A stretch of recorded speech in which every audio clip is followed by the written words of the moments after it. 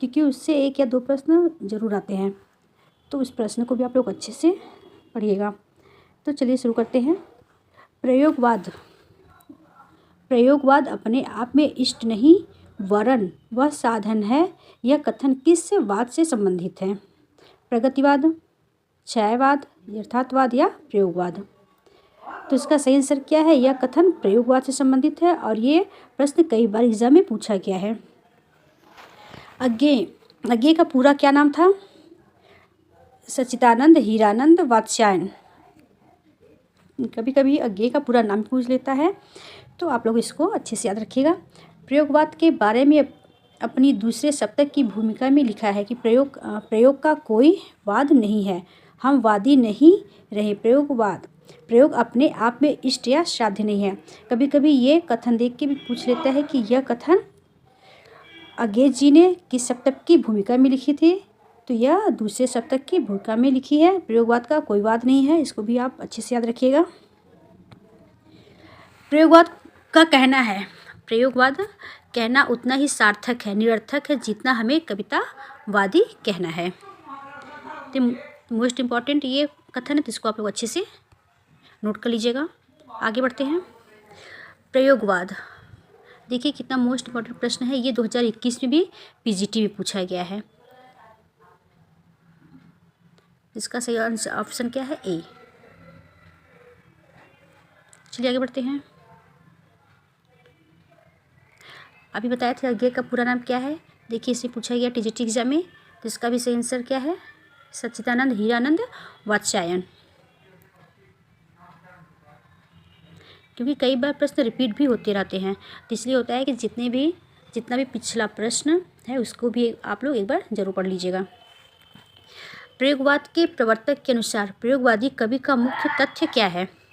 नए काव्य उपकरणों का प्रयोग, भावुकता के स्थान पर बौद्धिकता की प्रतिष्ठा, नई राहों का अन्वेषण या काव्य की पूर्व परंपरा का निषेध। तो इसका सही आंसर क्या है? ऑप्शन नंबर सी, नए राहों का अन्वेषण। आगे बढ़ते हैं। इसको आप लोग अच्छे से पढ़ लीजिएगा। 1943 में तार सप्ताह का प्रकाशन होते ही स्पष्ट हो गया कि कविता ने प्रगतिवाद से भिन्न चेतना ग्रहण करनी प्रारंभ कर दी थी। ये जितने भी तथ्य हैं ये मोस्ट, इनको आप लोग अच्छे से पढ़ लीजिएगा। आगे बढ़ते हैं।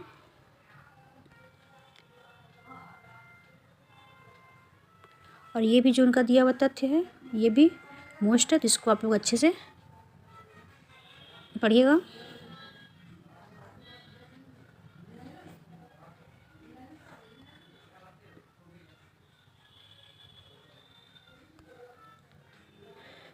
प्रयोगवाद को सर्वाधिक प्रभावित किया।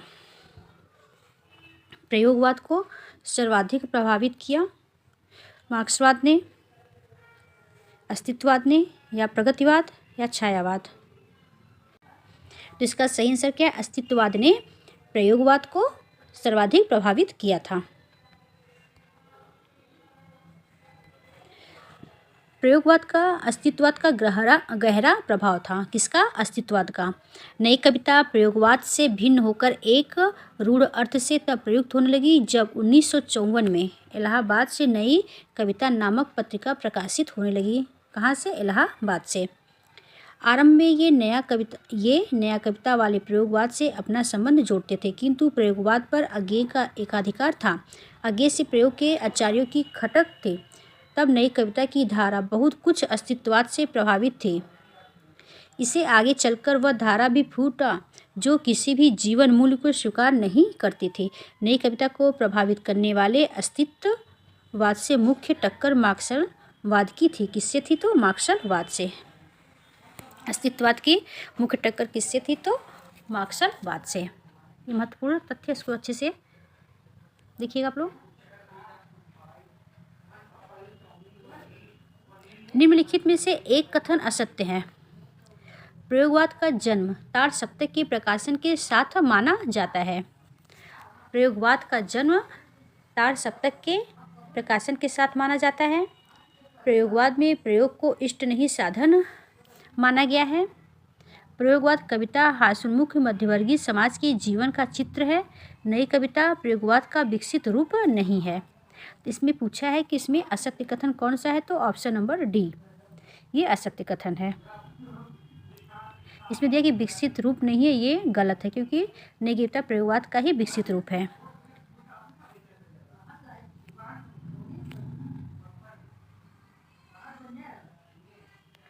प्रयोगवाद की जन्मदात्री पत्रिका कौन सी है, ऑप्शन नंबर बी, प्रयोगवाद की जन्मदात्री पत्रिका प्रतीक है। इसको आप लोग अच्छे से याद रखिएगा। आगे बढ़ते हैं, कुछ विशेष तथ्य भी देख लेते हैं प्रयोगवाद के विषय में। प्रयोगवाद का मुख्य स्वर प्रतीक पत्रिका के प्रकाशन के साथ सुनाई दिया तार सप्तक नामक काव्य संग्रह के प्रकाशित होने के उपरांत प्रयोगवाद की आलोचनाएं विभिन्न दृष्टिकोण से की गई, किंतु स्वयं प्रयोगवादी कविता का पथ प्रदर्शन करने वाले सचिता हीरानंद वात्स्यायन अज्ञे ने प्रयोगवादी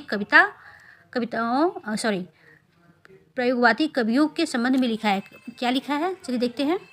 किसी एक स्कूल के नहीं, किसी मंजिल पर पहुँचे हुए नहीं, सभी राही हैं, राही नहीं, राहों के अन्वेषी हैं। ये आपको देख के पूछ सकता है कि ये कथन किसका है, तो ये किसका है, तो अज्ञे जी का है। आगे बढ़ते हैं,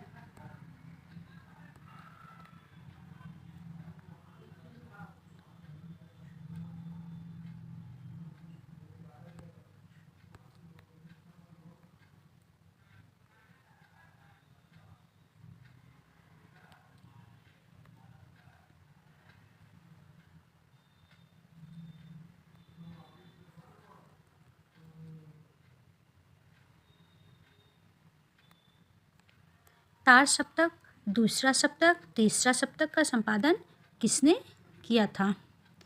ये तो आप लोग को पता ही है कि तार सप्तक, दूसरा सप्तक, तीसरा सप्तक के संपादक अज्ञे जी रहे हैं। आगे बढ़ते हैं, प्रयोगवाद के प्रवर्तक सच्चिदानंद हीरानंद वात्स्यायन अज्ञे ने अपने संपादकत्व में कुल 4 तार सप्तक प्रकाशित किए, जिनमें से तार सप्तक प्रथम, दूसरा, तीसरा सप्तक के संपादक अज्ञे ही हैं।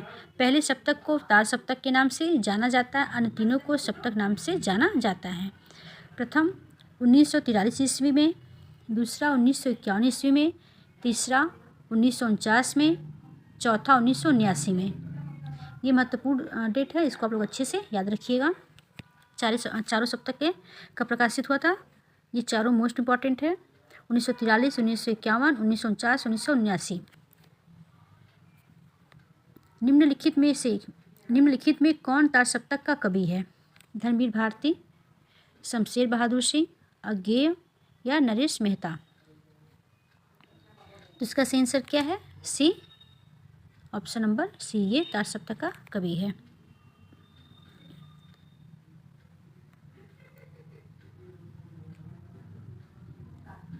तार सप्तक का प्रथम बार प्रकाशन किस वर्ष में हुआ था, 1940, 1941 या 1943 या 1942। तो इसका सही आंसर क्या है, 1943। इसके पहले हम लोगों ने पढ़ लिया है चारों शब्दों का कि कौन कब प्रकाशित हुआ था। तो प्रथम कब हुआ था, तो 1943 में, और दूसरा कब हुआ था, 1951 में।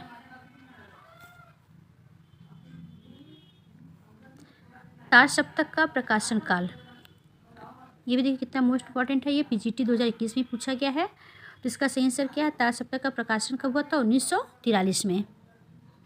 यहाँ भी पूछा हुआ है पीजीटी में 2016 में, तार सप्तक का प्रकाशन 1943 में। कई प्रश्न कई बार रिपीट हुआ है, इसलिए होता है कि जितना भी प्रीवियस पेपर उसको आप लोग एक बार जरूर पढ़ लीजिएगा। तीसरा सप्तक कब प्रकाशित हुआ था, तीसरा सप्तक कब प्रकाशित हुआ, तो 1960 में या 1949 में, 1951 या 1970 में। तो सही आंसर क्या, 1951 में ये प्रकाशित हुआ था।